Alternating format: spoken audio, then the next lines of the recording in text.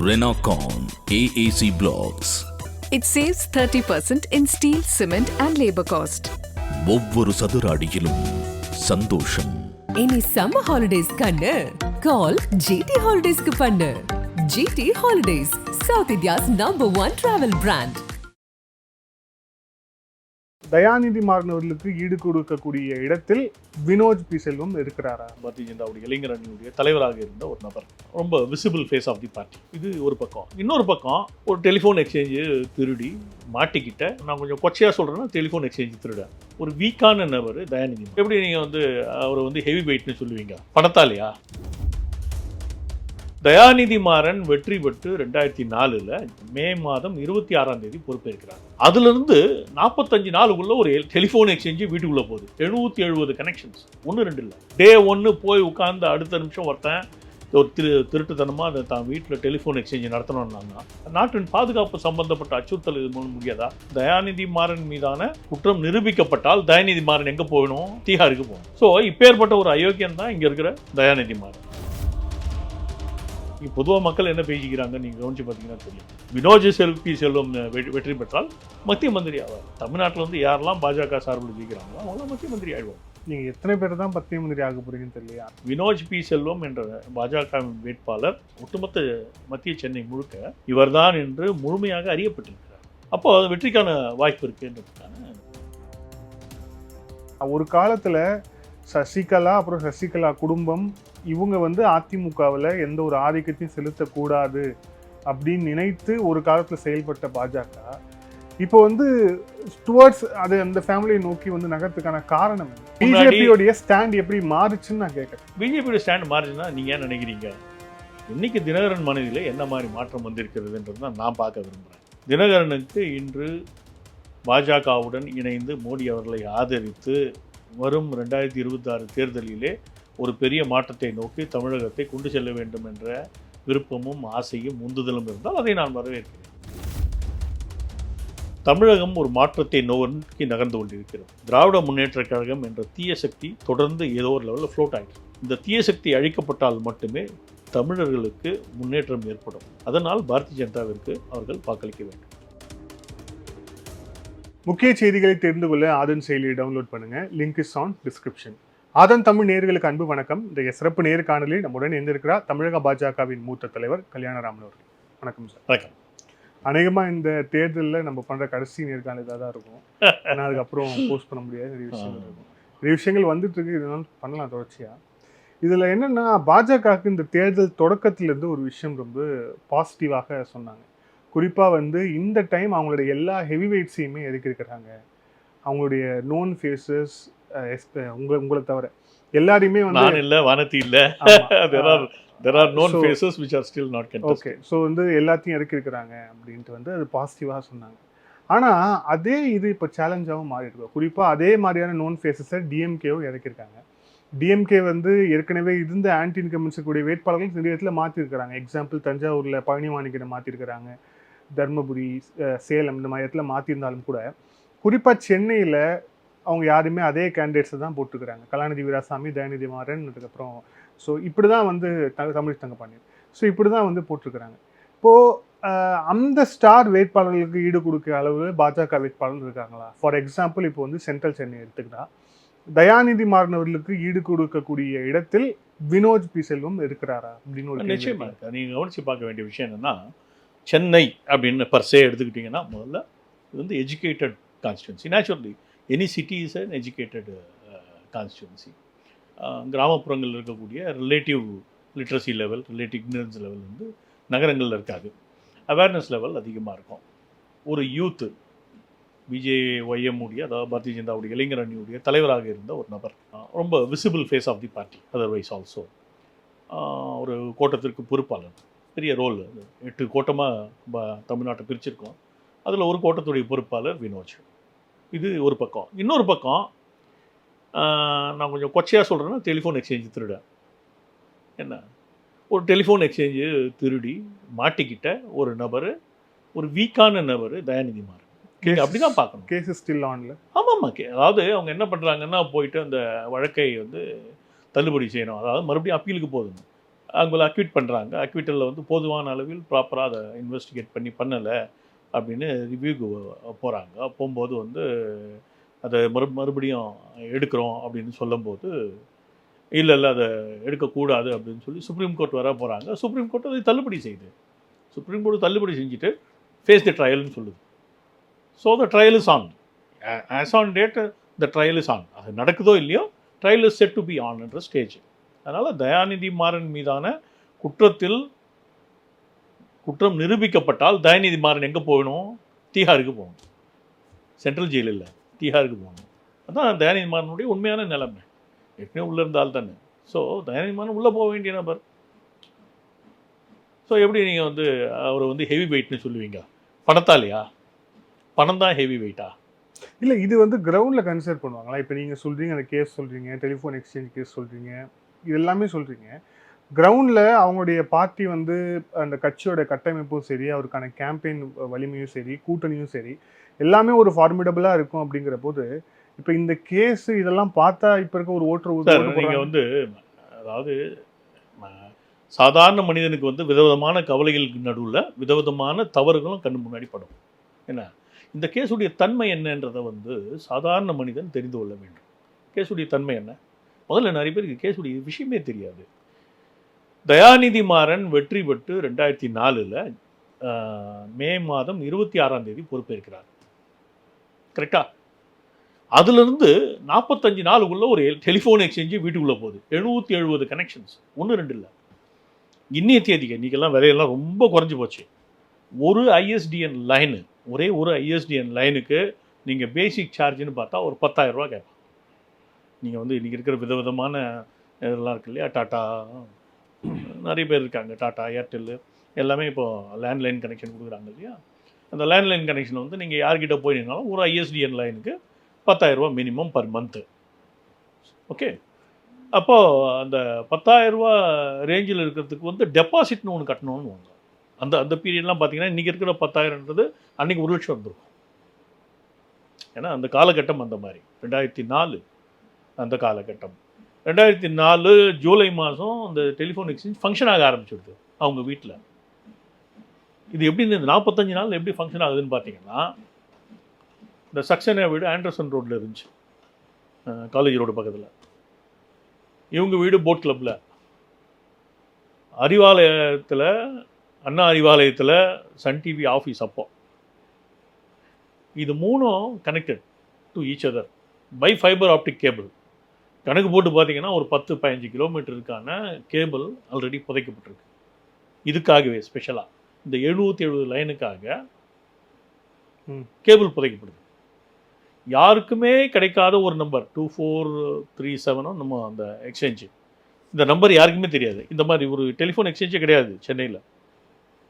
அதுக்கு பில்லிங் கிடையாது, கம்ப்யூட்டரைசேஷன் கிடையாது. ஒரு திருட்டு பையன் வீட்டுக்குள்ளே வந்து தான் பதவியேற்ற ஒரு பதவியேற்று 4-5 நாளில் வந்து இதுக்கான உத்தரவு போட்டிருந்தால் தான் 1.5 மாதத்தில் வந்து கேபிள் பதிக்கப்பட்டு வீட்டில் வந்து டெலிஃபோன் எக்ஸ்சேஞ்ச் செயல்பட முடியும் இல்லையா? லாஜிக்கல். ஏன்னா 10 கிலோமீட்டர் 15 கிலோமீட்டருக்கு நீங்கள் வந்து கேபிளே போடணுன்னா ரோடை தோண்டணும், என்னென்னமோ பண்ணணும். இது எல்லாத்தையும் கனெக்ட் பண்ணி 45 நாளில் கொடுக்குறாங்க. ஒரு லைனுக்கு 1 லட்ச ரூபா மாத வாடகைன்னு கணக்கு எடுத்தால் வருஷத்துக்கு 12 லட்ச ரூபா வாடகை. 770 லைனு 3 வருஷம் ஆப்ரேட் ஆச்சு. அப்போது நாட்டுடைய கவர்மெண்ட்டுக்கு எவ்வளோ லாஸ்? அதாவது அடிப்படையிலேயே திருட்டு புத்தி இருக்கவன் தான் இதை பண்ண முடியும். டே 1 போன அடுத்த நிமிஷம் வந்து தன்னுடைய சன் டிவியுடைய அப்லிங்க்குக்காக அந்த பேண்ட்விட்த் தேவை, அவ்வளோ பேண்ட்விட்த் தேவை. அது வந்து அப்போ அவங்க திங்க் ஸ்டார் லிங்க்னு நினைக்கிறேன், அவங்க ஒரு அப்லிங்க்காக இது பண்ணியிருந்தாங்க. இன்றைக்கி வந்து நம்ம இந்தியன் சேட்டலைட்ஸ்லாம் வந்துருச்சு. அன்றைக்கி வந்து வெளிநாட்டு சேட்டலைட்ஸ் தான் உபயோகப்படுத்த வேண்டிய கம்பல்ஷன் இருந்துச்சு. அந்த வெளிநாட்டு சேட்டலைட்ஸ்க்கு இங்கேருந்து சிங்கப்பூருக்கு அனுப்பணும். சிங்கப்பூருக்கு அனுப்பின பிறகு அவங்க சேட்டலைட் அப்லிங்காக பண்ணுவாங்க. ஸோ இந்த அப்லிங்கை பண்ணுறதுக்காக அவங்களுக்கு ஐஎஸ்டிஎன் லைன்ஸ் தேவைப்பட்டுச்சு. சன் டிவி, சன் நெட்வொர்க் தயார் பண்ணுற அத்தனை ப்ரோக்ராம்ஸையும் வந்து உடனே அந்த ஸ்டார் லிங்க்குன்னு நினைக்கிறேன், ஸ்டார் லிங்க்குக்கு அப்லிங்க்குக்காக இங்கேருந்து அனுப்பி கொடுக்கணும். இன்டர்நெட் மூலமாக அனுப்பி கொடுத்த பிறகு அவங்க அப்ளிக் பண்ணுவாங்க. இதெல்லாம் செகண்ட்ஸ் மினிட்ஸில் நடக்க வேண்டிய ஒரு வேலை. இதுக்காக திருட்டுத்தனமாக ஒரு எக்ஸ்சேஞ்ச். இது எங்கேருந்து இந்த பின்னணி வருதுன்னு பாருங்கள். திருட்டுறையில பற்றி நிறைய பேர் பேசுவாங்க, அருவமாக தான் சொல்ல முடியும். திருட்டுறையில பற்றி பேசுவாங்க. அந்த பின்னணி கொண்ட நபர்கள் இவங்கெல்லாம். டே 1 போய் உட்கார்ந்து அடுத்த நிமிஷம் ஒருத்தன் ஒரு திருட்டுத்தனமாக அதை தான் வீட்டில் டெலிஃபோன் எக்ஸ்சேஞ்ச் நடத்தணும்னா இது நீங்கள் வேறு மாதிரி பாருங்களா. நாட்டின் பாதுகாப்பு சம்பந்தப்பட்ட அச்சுறுத்தல் இது மூலம் முடியாதா? தனியாக வந்து ஒரு telephone exchange inbuilt அன்மானிட்டர்டு without computerisation நடந்துச்சுன்னா அது மூலமாக வெளிநாட்டு சதிகார கும்பல்களுடன் தொடர்பில் இருக்க முடியுமா முடியாதா? அன்றைக்கி எல்டிடி ஆக்டிவாக இருந்துச்சுல்ல, எல்டிடி உதவி இருக்க முடியுமா முடியாதா? தமிழின் பெயரால், தமிழ் தேசியம் என்ற பெயரால் எத்தனை அயோக்கியத்தனமான விஷயங்கள், எத்தனை தேச விரோதமான செயல்கள், எத்தனை நாட்டுக்கு பொருளாதாரம் சம்பந்தப்பட்ட விஷயங்களுக்கு எதிராக இவர்கள் செயல்பட்டிருக்காங்க. 450 கோடி ரூபா அதில் லாஸ் ஆனதாக ஒரு கணக்கீடு இருக்குது. ஸோ இப்பேற்பட்ட ஒரு அயோக்கியம் தான் இங்கே இருக்கிற தயாநிதி மாறன், மத்திய சென்னையுடைய முன்னாள் எம்பி, இந்நாள் வேட்பாளர். இந்த மாதிரி ஒரு கேரக்டரை பற்றி சமுதாயத்துக்கு தெரியலன்னா சமுதாயத்துக்கு அசிங்கம். எப்பேற்பட்ட ஒருத்தனை வந்து நீங்கள் தேர்ந்தெடுக்க போகிறீங்க, தேர்ந்தெடுத்துட்டு இருக்கீங்க. தமிழ் சமுதாயம் ஒரு கேடுகிட்ட சமுதாயமாக மாறிவிட்டது அப்படின்னு ரொம்ப ஆணித்தரமாக சொல்ல முடியும் இது போன்ற விஷயங்கள் தொடர்ந்து நடந்தால். அன்றைக்கி அந்த அவேர்னஸ் லெவல் இல்லை. ஏன்னா 2004 அதுக்கு பின்னாடி வந்த காலகட்டங்களில் அந்த அளவுக்கு அவேர்னஸ் லெவலில், ஏன்னா அந்த கேஸே வந்து ஒரு மாதிரி படுத்து போச்சு. அது என்ன, அதை வந்து கட்டமைத்த விதமே சிபிஐயில் அந்த கட்டமைச்சு அவங்க வந்து ரெடி பண்ணி அது இன்னொன்று கூர்ந்து கவனித்து பாருங்கள். ஒரு குறிப்பிட்ட காலம் 2007 நினைக்கிறேன், 2007 வந்து வெளியே வந்தாச்சு அந்த டிபார்ட்மெண்ட்லேருந்து. ஏன்னா எக்ஸ்போஸ் ஆகிடுன்ற பயம் வந்துருச்சு. ஏன்னா அந்த காலகட்டத்தில் சிகே மதிவாணன் ஒரு நபர் பிஎஸ்என்எல்லேருந்து தொடர்ந்து போராடிட்டு இருந்தார். இந்த இஷ்யூவை வந்து எடுத்து இந்த மாதிரி திட்டுதனமாக ஒரு எக்ஸ்சேஞ்ச் வச்சுருக்கானுங்க அப்படின்னு தொடர்ந்து அவர் போராடுறாரு. இது வந்து இன்வெஸ்டிகேட் பண்ணணும்னு மனு கொடுக்குறாரு. அதனால் இங்கே வந்துட்டு டெக்ஸ்டைலுக்கு போயாச்சு. இதில் தமாஷ் என்னன்னா, CK Mathivanan I think somewhere around 2011 13 வந்து அவர் ரிட்டையர் ஆகுறாரு. அவருக்கு ரிட்டையர்மெண்ட் பெனிஃபிட் போய் சேரல. அதாவது ஒரு மனிதன் ரிட்டையர் ஆகிட்டான்னா அவனுக்கு இருக்கிற அடுத்து இருக்கிற ஒரே வாழ்வாதாரம் பொதுவாக அறியப்படுவது அவனுடைய ரிட்டையர்மெண்ட் பெனிஃபிட்ஸ். சில லட்சங்கள் பணம் கையில் கிடைக்கும், அதுக்கப்புறம் பென்ஷன் கிடைக்கும். இதுதான் அவனோட ரிட்டையர்மெண்ட் பெனிஃபிட். எவ்வளோ பெரிய ஒரு அயோக்கியம் மனிதநேயமற்ற நபராக இருந்தால், கிராதகனாக இருந்தால், ஒரு என்ன சொல்லுவாங்க, அந்த அரக்கத்தனமான குணாதிசயம் வந்தால் உனக்கு எதிராக போராடினான்ற ஒரே காரணத்துக்காக உனக்கு ரிட்டையர்மெண்ட் பெனிஃபிட் இல்லாமல் பார்த்துப்பியா? அதில் தமாஷ் என்னன்னா, அவர் வந்து இப்போ காங்கிரஸில் இருக்கார். காங்கிரஸ் எவ்வளோ கூட்டணி. அந்த சிகே மதிவானன்ற நபர் இப்போ வந்து காங்கிரஸில் இருக்காருன்னு அறியப்படுது. அது துரதிருஷ்டவசமானது. அந்த ஃபைட்டிங் ஸ்பிரிட் அவருக்கு இன்றைக்கி இல்லைன்னு நினைக்கிறேன். ஏன்னா அது ஒரு வேலை இருந்திருந்தால் இன்னை வரை அவர் பர்சீவ் பண்ணியிருப்பார் இந்த மேட்டரை. நல்ல மனுஷன், அடிப்படையில் ரொம்ப நல்ல மனுஷன். ஸோ ஒரு தனிநபரை கூட தாக்க வேண்டும், தனிநபருக்கு கூட ஒரு ஒரு மோசமான விலையை உருவாக்க வேண்டும்னு ஒரு கங்கணம் கட்டி கொண்டு வேலை செய்த ஒரு நபர் வந்து எப்படி சமுதாயக்கருடன் இருக்க முடியும்? அதனால் தயாநிதி மாறனை வந்து சமுதாய லெவலில் எக்ஸ்போஸ் பண்ணணும். இன்றைக்கி வந்து என்ன ஆகிட்டுருக்குன்னா, ஒரு அவேர்னஸ் உடைய காலகட்டத்தில் நம்ம இருக்கோம். இன்றைக்கி சமுதாயத்தில் விழிப்புணர்வு லெவல் அதிகம். இன்றைக்கி இந்த சொல்லப்படும் விஷயங்கள் வந்து உடனே சமுதாயத்தை போய் சேர்கிற அளவுக்கு ஊடகங்கள் தயாராகிடுச்சு, சமூக வலைதளங்கள் தயாராகிடுச்சு. முன்னாடி இந்த மாதிரி நிலைமை இல்லை. 5 வருஷத்துக்கு முன்னாடி கூட இந்த நிலைமை இல்லை. 10 வருஷத்துக்கு முன்னாடி சத்தியமாக இந்த நிலைமை இல்லை. 2009 காலகட்டத்திலோ 14 காலகட்டத்திலோ இந்த அளவுக்கு அவேர்னஸ் லெவல் இல்லை. இன்றைக்கி வந்து அது வந்திருக்கு. அதனால் வந்து சட்டு போய் சேருது. இன்றைக்கி பொதுவாக மக்கள் என்ன பேசிக்கிறாங்க நீங்கள் கவனித்து பார்த்தீங்கன்னா தெரியும். வினோஜ் செல்வம் வெற்றி பெற்றால் மத்திய மந்திரி ஆவார்.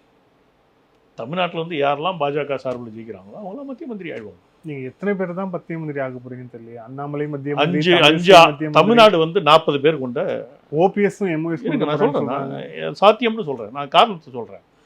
40 சீட்டுக்களை கொண்டது தமிழ்நாடு பாண்டிச்சேரி டுகெதர், கரெக்டாக? 40ல் 15% எவ்வளோ? 15% பேர் வந்து மந்திரிகளாக இருக்க முடியும். அதனால தான் நீங்கள் எப்பயுமே பார்த்தீங்கன்னா 75 அந்த ரேஞ்சில் தான் மந்திரி சபையில் இருக்க முடியும், மந்திரிகளுடைய எண்ணிக்கை இருக்கும். அப்போ 40க்கு 6 பேர், 6 மந்திரிகள் தமிழ்நாட்டிலேருந்து தர முடியும். ஏற்கனவே 3 தமிழர்கள் அங்கே வந்து மினிஸ்ட்ரியில் இருக்கிறாங்க. மாறுவாங்க இல்லையா? நிர்மலா சீதாராமன் இருக்காங்க, நீங்கள் கவனிங்க. எல்முருகன் ஏற்கனவே மத்திய அமைச்சராக தான் இருக்காங்க. அதெல்லாம் இருங்க, நாங்கள் சொல்கிறேன், இதை கவனிங்க. மே மாதத்தில் தேர்தல் முடிந்த பிறகு ஜூன் மாதத்தில் 4ஆம் தேதி ரிசல்ட் வந்த பிறகு ஜூன் மாதத்தில் 10-15 தேதிகளுக்குள்ள புதிய மந்திரி சபை பதவி இருக்கணும்ல. அப்போ இருக்கவங்கெல்லாம் கண்டினியூ ஆகலாம். எல்முருகன் இருக்கிறார், வெற்றி பெற்றால் மந்திரி ஆவார், இல்லாட்டா கண்டினியூ ஆகலாம் ஒரு மந்திரி. அது தவிர்த்து வெற்றி பெற்ற அத்தனை பேருக்கும் ஒரு 5-6 பேர் வெற்றி பெறதா கற்பனை பண்ணுங்களேன். பிஜேபி சார்பாக நிற்பவங்க இல்லை கூட்டணியில் நிற்கிறவங்க அத்தனை பேருக்கு வாய்ப்பு இருக்குன்னு சொல்கிறேன். திமுகவும் அதிமுகவும் வெற்றி பெற்றா அவங்களுக்கு கொடுக்க முடியும்? வாய்ப்பு இல்லைல்ல. 5 பேர் வெற்றி பெற்றால் 5 பேருக்கும் வெற்றி மந்திரி சபையில் வாய்ப்பு இருக்குது.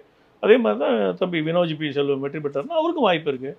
இல்ல தயாநிதி மாறனை வீழ்த்தக்கூடிய அளவுக்கு அந்த அமைப்பு பலம் இருக்காங்கிறது இன்னொரு கேள்வி இல்லை. பாருங்க, ஏன்னா இப்ப நீங்க அந்த கேஸை பத்தி சொல்றீங்க, அதுல அவர் செஞ்ச அவரோட அலிகேஷன் இருக்கு, நீங்களே சொல்ற மாதிரி ட்ரையல் இஸ் ஆன், அதுல தீர்ப்பு வந்தா அது தண்டிக்கப்பட்டா அது வேற கதை. ஆனா இப்போ வரைக்கும் அது வந்து இன்வெஸ்டிகேஷன் ப்ராசஸ்ல இருக்கு. இருந்தாலும் நீங்க வந்து விமர்சனமா சொல்றீங்க. இந்த விமர்சனத்தை மட்டுமே எடுத்துக்கொண்டு அதுவும் வந்து நம்ம மக்களுக்கு வந்து எவ்வளவு ஞாபகம் மருதி அப்படிங்கிறது ரொம்ப கமல் சொல்ற மாதிரி மறதி அப்படிங்கிறது தேசிய வியாதி அப்படிங்கிற மாதிரி. இது எப்போ நடந்த சம்பவம், எதுக்கு ஒருத்தரை எடுத்து அதை ஒரு தராஸ்தட்டில் வச்சு ஆமாம் இந்த கேஸ் நடந்துச்சு அதனால் இவருக்கு ஓட்டு போடக்கூடாதுன்னு ஒரு வாக்காளர் இப்போ யோசிப்பான்னு நீங்கள் சொல்கிறீங்களா? நிச்சயமாக யோசிப்பாங்க. அதான் சொல்கிறேன், அவேர்னஸ் லெவலை பொறுத்தது தான் அது அப்படின்ற. இதில் அதுக்காக தான் அடுத்த அம்சத்தை பற்றி நான் சொல்லிட்டு இருந்தேன், நீங்கள் அதுக்குள்ளே குறுக்கிட்டீங்க. அடுத்த அம்சம் என்னென்னா, ஒருவேளை தயாநிதி மாறன் வெற்றி பெற்றால் கூட இந்த வழக்கில் நிரூபணம் செய்யப்பட்டால் அவர் குற்றம் செய்ததாக ஜெயிலுக்கு போனோம். அதே நேரத்தில் வினோஜ் பி செல்வம் வெற்றி பெற்றார்னா அவர் மந்திரி ஆவார். அதான் தராசு. ஒருவேளை தயாநிதி மாறன் வெற்றி பெற்றால் என்ன, உச்சபட்சம் மோசமான நிலைமைன்னு வந்தால் ஜெயிலுக்கு போய் ஆகணும். இல்லாட்டா one among the last time இருந்த மாதிரி 38 பேர் வெற்றி பெற்றிருந்தாங்க, சும்மா சுற்றிக்கிட்டு இருந்தாங்க, அந்த மாதிரி இருந்தாகணும். ஸோ அதை வந்து மக்களாண்டு அது ஒரு மதிப்பீடு இருக்க தானே செய்யுது. இந்த வாக்காளர் வெற்றி பெற்றால் எப்படியா இருந்தாலும் வரப்போவது பாஜக ஆட்சி. இந்த வேட்பாளர் வெற்றி பெற்றால் மந்திரி ஆவார். அந்த வேட்பாளர் வெற்றி பெற்றால் அதிகபட்சமாக அவர் ஜெயிலுக்கு போகிறதுக்கு வாய்ப்பு இருக்குது. குறைஞ்சபட்சம் சும்மா சுற்றிட்டு இருப்பார். இந்த மதிப்பீடு இருக்க தானே செய்யுது. நான் குறிப்பாக இந்த பழைய குடிசை பகுதிகள், இன்றைய குடிசை மாற்று வாரிய குடியிருப்பில் இருக்கக்கூடிய பல பகுதிகளுக்கு நான் போயிட்டுருக்கேன். பெரிய அளவில் வரவேற்பு இருக்குது பிஜேபிக்கு. இந்த கேண்டிடேட் எனக்கு தெரியுங்க அப்படின்றாங்க. அந்த அளவுக்கு வாக்காளர்களுக்கு மத்தியில் வேட்பாளர் ரீச் ஆகிருக்காருன்றது நல்ல விஷயம். அதாவது எப்பயுமே வெற்றிக்கு முதல் புள்ளி எதுன்னா வேட்பாளருடைய ஃபெமிலியாரிட்டி.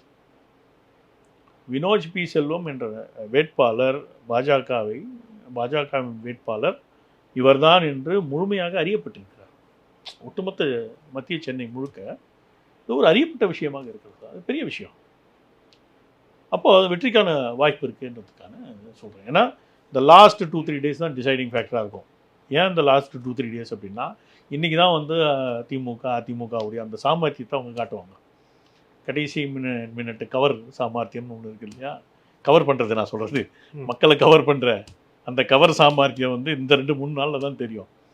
அது முடக்கப்பட்டு விட்டாலே வினோஜ் பி செல்வத்துடைய வெற்றி என்பது உறுதி செய்யப்படும் என்று தான் என்னுடைய. ஸோ அது முடக்கப்படும். அதுக்கான வேலைகள் தொடர்ந்து நடந்துட்டுருக்கு. நிறைய இடத்துல அதுக்கான எங்கே நம்மளும் பல விஷயங்களை கவனிச்சிட்டு இருக்கோம். ஏன்னா நடந்தால் இன்று நாளை மறுநாள் இந்த 3 நாளில் தான் நடக்கணும். இந்த 3 நாள் தான் குரூஷியல் 3 டேஸ். மக்களுடைய ஒப்பீனியன் அந்த இதில் தான் மாறும், கவர் செய்யும்போது தான் மாறும். அதுக்கு விழிப்புணர்வோடு பார்த்துட்ருக்கோம். எங்களுடைய தொண்டர்கள் எல்லாருக்கும் வந்து இன்ஸ்ட்ரக்ஷன் கொடுத்துருக்கோம். ஏன்னா எங்கெல்லாம் கவர் பண்ண முயற்சி பண்ணுறாங்களோ அதெல்லாம் விழிப்புணர்வு பார்த்துருந்து உடனே தேர்தல் கமிஷனுக்கு புகார்கள் அளிக்கப்படும். ஆதாரங்கள் அளிக்க முடியும். இன்றைக்கி வந்து சிவிஜில் வந்துருச்சு. இன்றைக்கி வந்து குறைஞ்சது என்னுடைய அனுமானம் சரியாக இருந்தால் குறைஞ்ச ஒரு 4000 தொண்டர்கள் கையில் சிவிஜில் டவுன்லோட் பண்ணி வச்சுருக்கோம். ஏன்னா பணம் கொடுக்குறாங்களா, அதை அப்படியே வீடியோ அப்படியே ஃபோட்டோ கேப்சர் பண்ணி அடுத்த செகண்ட் அனுப்பிட முடியும். எனக்கு ஒரு அனுபவம் ஆச்சு. அந்த அனுபவம் உங்களாண்ட சொன்னேன்னு நினைக்கிறேன். முசிறி பக்கத்தில் ஒரு வீட்டில் 15 கோடி இருக்கிறதா ஒரு தகவல் எனக்கு வருது. அந்த தகவலை நான் பரிமாறிக்கிறேன், இந்த சிவிஜில் மூலமாக பரிமாறுறேன். அப்போ தவறுதலாக என்ன பண்ணுறேன்னா, நான் தங்கியிருக்கிற இடத்துடைய அந்த மேப்பை வந்து அனுப்பிடுறேன். எந்த இடம்ன்றது காட்டுறதுக்கு பதிலாக நான் தங்கியிருக்கிற இடத்துடைய லைவ் தான் இது எடுத்துக்குது, அனுப்பிடுறேன். அடுத்த 3 நான் சொல்கிறது நைட் 11:30 மணிக்கு. அடுத்த 3 நிமிஷத்தில் என்னுடைய அறையுடைய கதவு தட்டப்படுது. திறந்து பார்த்தா ரைடு. எதுக்கு வந்தீங்கன்னு கேட்டால் கம்ப்ளைண்ட் வந்திருக்கு, 15 கோடி ரூபா இங்கே இருக்கிறதா அப்படின்னு. கம்ப்ளைண்ட்டை நான் தாங்க கொடுத்தேன். இல்லைங்க எங்களுக்கு வந்திருக்கு, நாங்கள் பார்க்கணும் அப்படின்னு தரவா எல்லாம் ஃபுல்லாக நான் தங்கியிருந்த இடத்தெல்லாம் செக் பண்ணாங்க. செக் பண்ணிட்டு ஒன்றும் இல்லைன்னு கிளம்பிட்டாங்கன்னு வச்சுக்கோங்க. எதை சொல்ல வரேன்னா அந்த அளவுக்கு தேர்தல் ஆணையம் கூட விழிப்புணர்வு இருக்கிறது, செயல்படுகிறதுன்னு சொல்ல வரேன். 3வது நிமிஷம் நான் அனுப்பிட்டு போய் படுக்கிறேன் நைட்டு 11:30 மணிக்கு. தடன்னு சத்தம் 3 நிமிஷத்தில். உடனே வராங்க, பார்க்குறாங்க, செக் பண்ணுறாங்க. நான் தாங்க கம்ப்ளைண்ட் கொடுத்தேன், அப்புறம் கம்ப்ளைண்ட்டை காட்டுறேன். அதெல்லாம் ரைட்டுங்க, கம்ப்ளைண்ட்டு எனக்கு வந்துருச்சு, இந்த இடம்னு காட்டுட்டு நாங்கள் செக் பண்ணி தான் தீருவோம் அப்படின்ட்டு ஃபுல்லாக செக் பண்ணிட்டு ஒன்றும் இல்லைன்னு கிளம்பிட்டாங்க. என் கையில் ஒரு 5000 ரூபா பணம் இருந்துச்சு, அதற்கிட்ட காட்டினேன், இதான் என் செலவுக்காக நான் வச்சுருக்க பணம்னு காட்டினேன், கிளம்பிட்டாங்க. ஸோ தேர்தல் ஆணையம் சிறப்பாக செயல்பட்டு கொண்டிருக்கிறது. சிவிஜில்ன்ற அந்த ஆப்பு சிறப்பாக செயல்பட்டு கொண்டிருக்கிறது. பாஜகவுடைய அனைத்து முக்கியமான உறுப்பினர்கள் எல்லாருக்கும் வந்து நாங்கள் ஒரு 4000 பேருக்கு சிவிஜியில் டவுன்லோட் பண்ண சொல்லி உத்தரவு கொடுத்துருக்கோம். எந்த இடம்னாலும் அப்படியே கேப்சர் பண்ணுங்கள், கேப்சர் பண்ணி உடனே அனுப்புங்க, உடனடியாக தேர்தல் ஆணையம் ஆக்ஷன் எடுப்பாங்க. இதெல்லாம் சிறப்பாக இருக்கிறதுனால இந்த முறை தேர்தலில் இந்த பணம் கொடுத்துறது, கவர் பண்ணுறது, இந்த வேலைகள்லாம் கொஞ்சம் ரொம்ப கடினமாக தான் இருக்கும் அப்படின்றது என்னுடைய புரிதல். பார்ப்போமே, இன்னும் 3 நாள் தான் இருக்குது. இதில் அடுத்தபடியாக உங்கள் மாநில தலைவர் சொன்ன அந்த விஷயம் வந்து விமர்சனத்துக்குள்ளாகி இருக்குது. குறிப்பாக வந்து தேனி பிரச்சாரத்தின போது தினகரனை உடன் வைத்துக்கொண்டு இந்த தேர்தலில் ஓபிஎஸ் தினகரன் ஜெயித்தால் அதிமுக இவங்க பக்கம் வந்துவிடும் அப்படின்னு சொன்னது. 2 விஷயமா சொல்கிறாங்க. ஒன்று, அது வந்து இன்னொரு கட்சியோடைய உட்கட்சி விவகாரம். இதை பற்றி பேசுறதுக்கு இன்னொரு கட்சியோட மாநில தலைவருக்கு என்ன ஒரு இது இருக்குது அப்படின்ட்டு அதிமுக தரப்பு ஆதரவாளர்கள் அவங்க எல்லாமே கேட்குற ஒரு விஷயமா இருக்குது. இன்னொன்று, நேற்று வரைக்கும் நீங்கள் அவர்கிட்ட தானே இருந்தீங்க, நீ கூட்டணியிலேருந்து வெளில வந்ததால் இப்படி பேசுவீங்களா அப்படின்னு சொல்லிட்டு கேட்குறாங்க. ரொம்ப ஹானஸ்ட்டாக சொல்கிறேன், இந்த மாதிரி விஷயங்கள்லாம் நான் தலையிட மாட்டேன். என்ன, அதாவது நான் அந்த இடத்தில் இருந்தால் இது போன்ற கமெண்ட்டுகளை அடிக்க மாட்டேன். ஏன்னா நீங்கள் பாஜகக்குள்ளே இருக்க அதிமுக பிரிவா? நீங்கள் அப்படி சொல்கிறதுன்னா சொல்லிக்கோங்க. ஆனால் பொதுவாகவே ஒரு கட்சியுடைய உட்கட்சி விஷயங்களில் ஒரு தேவைக்கு மேலே நம்ம அவர்கள் unsolicited suggestion or advice or view எப்பயுமே தரக்கூடாதுன்றது என்னுடைய ஒப்பீனியன். இன்னும் அதுக்கு மரியாதையே இருக்காது. அது மூலமாக நம்ம எதை சாதிக்க போகிறோன்னு ஒன்று இருக்கு இல்லையா, அந்த சாதனைக்கான கேள்வின்னு ஒன்று இருக்கு இல்லையா. இல்லை, இது என்னோட நேர்காணலே தான் நீங்கள் சொல்லியிருக்கிறீங்க. ஒரு நேர்காணலில் வாய்ப்பு இருந்தால் திமுக வந்து சுக்குநூறாக உடைப்போம், சுக்குநூறாக உடைப்போம், இந்த சைடு தென் தமிழகத்திலேருந்து எல்லாத்தையும் உடைப்போம், ஏன் கனிமொழியை கூட நாங்கள் இதாக்குவோம் அப்படி நீங்களே சொல்லிருக்கீங்க. அப்ப அது உங்களுக்கு தலையீடு கிடையாது. உடைப்பது என்பது வேறு, தலையீடு. அப்ப அது உங்களுக்கு அந்த கட்சியை வந்து அந்த கட்சி என்னவாக மாற வேண்டும் அப்படின்றது, கட்சியை உடைக்கிறதுன்றது வேற விஷயம். கட்சி என்னவாக மாற வேண்டும், உட்கட்சிக்குள்ள விஷயங்களை மாற்றி அமைக்கிறது, அந்த கட்சியே இல்லாமல் போகிறதுல வந்து எனக்கு ஆட்சேபணம் இல்லை. அதிமுக உட்பட சொல்கிறேன். அதிமுக கட்சி இல்லாமல் போனால் என்ன ஆக போகுது? அதிமுகவுடைய வாக்குகள் வேறு யாருக்கா போக போகுது, மோஸ்ட்லி பிஜேபிக்கு வரப்போகுது. No harm in it. ஆனால் கட்சிக்குள்ள மாற்றத்தை நாங்கள் உருவாக்குவோம்ன்றது வந்து ஏற்றுக்கொள்ள முடியாத விஷயம். அது பண்ணவும் கூடாது. அது வந்து it is unethical in my opinion. இந்த statement itself is unethical in my opinion. I disagree with Annamalai on this. as simple as that. இதில் அடுத்தபடியாக தினகரன் தரப்புலேருந்து சொல்லும்போது இந்த எலெக்ஷனில் வந்து எங்களுக்கு வந்து பிஎம் மோடி ஜெயிக்க வைக்கணும் அப்படிங்கிறது ஒன்று. 2வது, இது அப்படியே 26 வரைக்கும் இது வந்து கண்டினியூ ஆகும் இந்த அலையன்ஸு. ப்ளஸ் 26ல் கூட்டணி ஆட்சி கூட வரலாம் அப்படின்ட்டு அவர் சொல்கிறார். வரலாம். அவங்க சொன்னதில் எந்த விதமான தப்பும் இல்லை. மோடி அவர்களை யாரெல்லாம் ஏற்றுக்கொள்கிறோம் அவர்கள் எல்லாரையும் நாங்கள் வரவேற்கிறோம். இது வந்து எங்களுடைய ஓப்பன் ஸ்டேட்மெண்ட். இல்லை, ஆனால் இது என்ன கேட்க விரும்புன்னா, ஒரு காலத்தில் சசிகலா அப்புறம் சசிகலா குடும்பம் இவங்க வந்து அதிமுகவில் எந்த ஒரு ஆதிக்கத்தையும் செலுத்தக்கூடாது அப்படின்னு நினைத்து ஒரு காலத்தில் செயல்பட்ட பாஜக இப்போ வந்து டுவர்ட்ஸ் அது அந்த ஃபேமிலியை நோக்கி வந்து நகரத்துக்கான காரணம் என்ன? அந்த மாதிரி தான் பாஜக செயல்பட்டதா என்பது எனக்கு தெரியாது. சார், தினகரன் கைதுக்கு யார் காரணம்? தினகரன் கைதுக்கு தினகரனுடைய செயல்பாடுகள் காரணம். பிஜேபியை கைது பண்ணுது. ரெட்டல சிம்பிள் வேணும்னு யாரோ ஒருத்தருக்கு சொல்லி அவருடைய லஞ்சம் கொடுத்த வழக்கில் கைது செய்யப்பட்டார். லஞ்சம் கொடுத்து கூட கிடையாது, லஞ்சம் வந்து அவருக்கு கொடுத்தாராமா அப்படின்னு சொல்லி ஒரு சந்தேகத்தின் அடிப்படையில் கைது செய்யப்பட்டார். அதனால்தான் அவருக்கு உடனே வந்து பெயிலும் கிடைச்சது.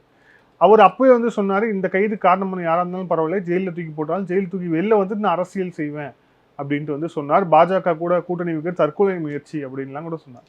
சரி, ஒவ்வொருத்தருக்கும் ஒவ்வொரு காலத்தில் ஒவ்வொரு விஷயத்தில் ஒவ்வொரு விதமான புரிதல் இருக்கும். என்ன, இந்த புரிதல் ரொம்ப அவசியம்.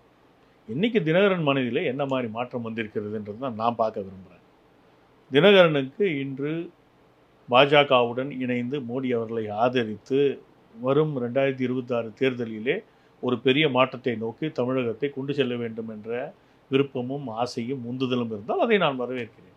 அதில் என்ன தப்பு இருக்க முடியும்? தப்பு இல்லை. உங்களுடைய சில வருடங்கள் முன்னாடி பிஜேபியோடைய ஸ்டாண்ட் எப்படி மாறுச்சுன்னு நான் கேட்கறேன். பிஜேபியோட ஸ்டாண்ட் மாறுச்சுன்னா நீங்கள் ஏன் நினைக்கிறீங்க? தினகரன் கைது செய்யப்பட்டது எந்த வழக்கில்? லஞ்சம் கொடுத்ததாக கூறப்பட்ட வழக்கில். கரெக்டா? கரெக்ட் தானே? இல்லை சார், அந்த வழக்கை கூட நம்ம விட்டுருவோமே. அதிமுக மன்னார்குடி ஃபேமிலி, அதாவது தினகரன், சசிகலா, அந்த ஃபேமிலிக்கு போயிடக்கூடாதுன்னு எந்த முயற்சியுமே வந்து பாஜக எடுக்கலையா? பாஜக எடுத்ததா எனக்கு தெரியாது. குறிப்பா பன்னீர்செல்வம் வந்து போய் தர்ம யுத்தம் பண்ணதுக்கும் பாஜகவுக்கு எந்த ரீசன்? பாஜக என்ன சம்பந்தம்? நீங்க சொல்லுங்க, தெரிஞ்சு நீங்க சொல்லுங்க. ஒரு பிரபலமான ஒரு இன்டர்வியூல ஒருத்தர் சொல்றாரு, இந்த மாதிரி வந்து நான் சொல்லிதான் அவர் போய் வந்து தர்ம யுத்தம் போய் உட்கார்ந்தார். நான் சொல்லிதான் அவர் போய் தர்ம யுத்தத்தில் உட்கார்ந்தார் என்று சொன்ன நபர் பாஜக நபரா? ஆர்எஸ்எஸ் நபர். ஆர்எஸ்எஸ் நபர் பாஜக நபரா? சார் என்ன சார், நான் ஒரு காலத்துல ஆர்எஸ்எஸ் நான் உங்களுக்கு புரிய வைக்கிறேன். ஒரு காலத்தில் நான் ஆர்எஸ்எஸ் நபர். 2011 வரை, நவம்பர் 6, 2011 வரை நான் பாஜக நபர் இல்லை. முதல் முறையாக 2011 நவம்பர் 6ஆம் தேதி தான் நான் பாஜகவுடைய மெம்பராகவே வர்றேன், 5 ரூபா கொடுத்து. அதுவரை நான் பாஜக நபர் கிடையாது.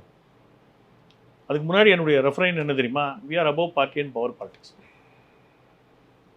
ஆனஸ்டாக சொல்கிறேன், இதான் நடந்தது. We are above party and power politics. Which party? Bharatiya Janata party. We are above party. பார்ட்டியில் இல்லை, பவரில் இல்லை, பவரை நோக்கி நாங்கள் நகரில், ஆனால் அரசியலை ஊன்று கவனிக்கிறோம். அதான் எங்களுடைய ஸ்டாண்டாக இருந்துச்சு. நான் ஏபிஇபி சுதேசி ஜாகரன் மஞ்சை ரெப்ரசன்ட் பண்ணேன். அப்போ நான் பிஜேபி ஆதரவாளனாக இருக்கலாமா? பிஜேபி உறுப்பினர் கிடையாது. ஸோ நீங்கள் சொல்லக்கூடிய நபர் பிஜேபி ஆதரவாளராக இருந்து பிஜேபி நபராக இல்லாமல் இருந்தால் அவருடைய செயல்பாடுகளை பாஜகவின் செயல்பாடுகளாக நீங்கள் பார்க்கக்கூடாதுன்னு நான் சொல்கிறேன். புரியுதா? நீங்கள் சொல்லக்கூடிய நபர் யாருன்னு எனக்கு தெரியும், யாரை நீங்கள் ரெஃபர் பண்ணுறீங்கன்னு தெரியும். அவர் பாஜக நபர் இல்லை என்பதை நான் சொல்லிக்கொள்ள விரும்புகிறேன். ஆனால் அவருக்கும் ஆர்எஸ்எஸ்க்கும் நான் சொல்கிறது அவரும் ஏற்றுப்பார். அவரை பக்கத்தில் வச்சு கேள்வி கேட்டிங்கன்னா கல்யாணராமன் சொல்கிறது தான் சரி. ஸ்ட்ரெயிட்டாக அவர் பாஜக நபர் கிடையாது தான், அதில் ஒன்றும் இல்லை. ஆனால் பாஜகவுடைய தலைமைக்கு அவர் வந்து ஆலோசனைகளை வழங்குவதும் அவர் வந்து ஆர்எஸ்எஸோட இருப்பதும் அது வந்து ஓப்பன் சீக்ரெட் தானே. சுப்பிரமணிய சாமி அட்மிட் பண்ணியிருக்காருல்ல. நான் உங்களுக்கு வேற மாதிரி சொல்றேன். அதிமுக தலைமைக்கு நான் கூட சில ஆலோசனைகளை வழங்கினேன். இப்போ அவங்க வந்து விலகி போகும்போது எந்த அதிமுக தலைமைக்கு? அதிமுக எடப்பாடி அதிமுக தான், ஒரு அதிமுக தான் இருக்கு. என்ன அதிமுக தலைமை நான் கூட சில ஆலோசனை வழங்கி, இப்படி பண்ணாதீங்கன்னு சொன்னேன். இது தப்பு, இது வந்து ரைட் ஸ்ட்ராட்டஜி கிடையாது, நீங்கள் விலகி போகிறதுல வந்து உங்களுக்கும் நஷ்டம் எங்களுக்கும் நஷ்டம்.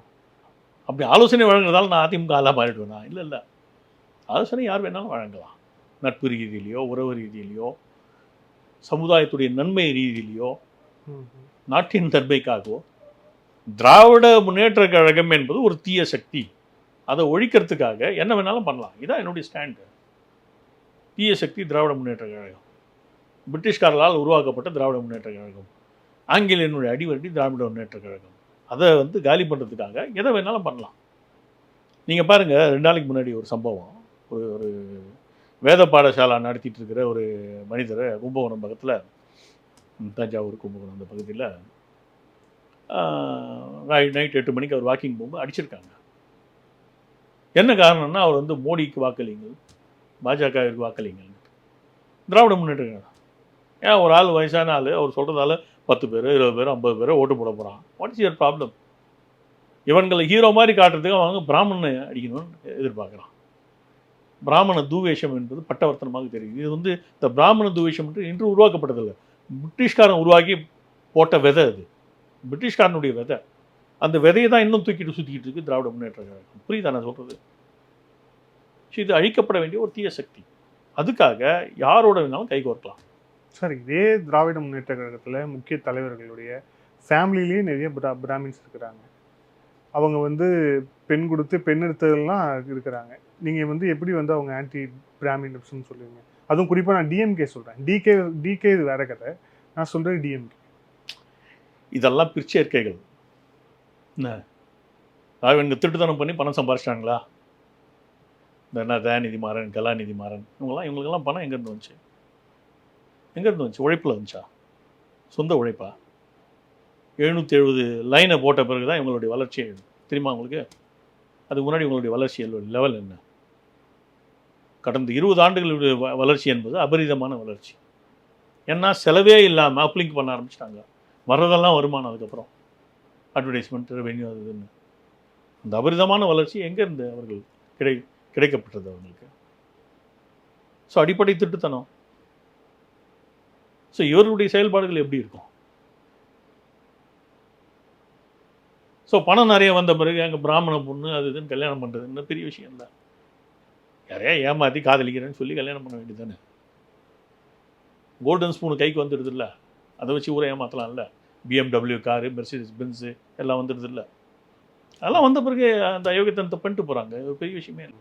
அயோக்கியத்தனம் இவங்களுக்கு வந்து அவங்களுக்கு கை வந்த கலை தானே. இந்த 2437 நினைக்கிறேன் அவங்களுடைய எக்ஸ்சேஞ்ச் நம்பர். 2437 36 ஒரு லைனுக்கு ஒரு மாதத்துக்கு 1 லட்சம் ரூபா அப்படின்னா 770 லைனுக்கு எத்தனை கோடி ரூபா? அத்தனை கோடி ரூபா அவங்களுக்கு சேவிங் தானே. அதை வச்சே 100 பொண்ணுல வளர்ச்சி போட முடியுமே. அதை வச்சுட்டு பந்தா காட்டி யாரோ ஒரு ஏமாந்த பிராமண பொண்ணை வந்து கல்யாணம் பண்ணியிருப்பானுங்க. அது பெரிய விஷயமே இல்லையா. இந்த நேர்காணலில் இறுதியான கேள்வி இது வந்து வாக்காளர்கள் உங்களுடைய அப்பீல். ஏன்னா இவ்வளோ நாள் பிரச்சாரம், கடுமையான பிரச்சாரம் எல்லாம் தாண்டி வந்தாச்சு. இன்னும் நீ சொன்ன மாதிரி ஒரு 48 மணி நேரத்துக்குள்ளே வாக்குப்பதிவு அப்படிங்கிறது இருக்குது. இந்த எலெக்ஷனில் ஓட்டர்ஸ்க்கு உங்களோட டைரக்ட் அப்பீல் இருக்குது. தமிழகம் ஒரு மாற்றத்தை நோக்கி நகர்ந்து கொண்டிருக்கிறது. மத்திய அரசின் சிறப்பான செயல்பாடுகளுக்கு தமிழக மக்கள் துணை நிற்க வேண்டும். ஏதோ ஒரு காலகட்டத்தில் தமிழகத்திலே திராவிடத்தின் பெயரால் உருவான பிரிவினைவாத சிந்தனை இன்னும் கூட தமிழ்நாட்டில் ஏதோ ஒரு ரூபத்தில் இருந்து கொண்டிருப்பதன் காரணமாக திராவிட முன்னேற்றக் கழகம் என்ற தீய சக்தி தொடர்ந்து ஏதோ ஒரு லெவலில் ஃப்ளோட் ஆகிட்டு. இந்த தீய சக்தி அழிக்கப்பட்டால் மட்டுமே தமிழர்களுக்கு முன்னேற்றம் ஏற்படும். அவர்கள் தேசிய நீரோட்டத்திலே கலக்க முடியும். அதனால் பாரதிய ஜனதாவிற்கு அவர்கள் வாக்களிக்க வேண்டும். இதுதான் என்னுடைய அப்பீல். நன்றி சார். பல்வேறு கேள்வி. தேங்க்யூ. நன்றி. Thank you so much.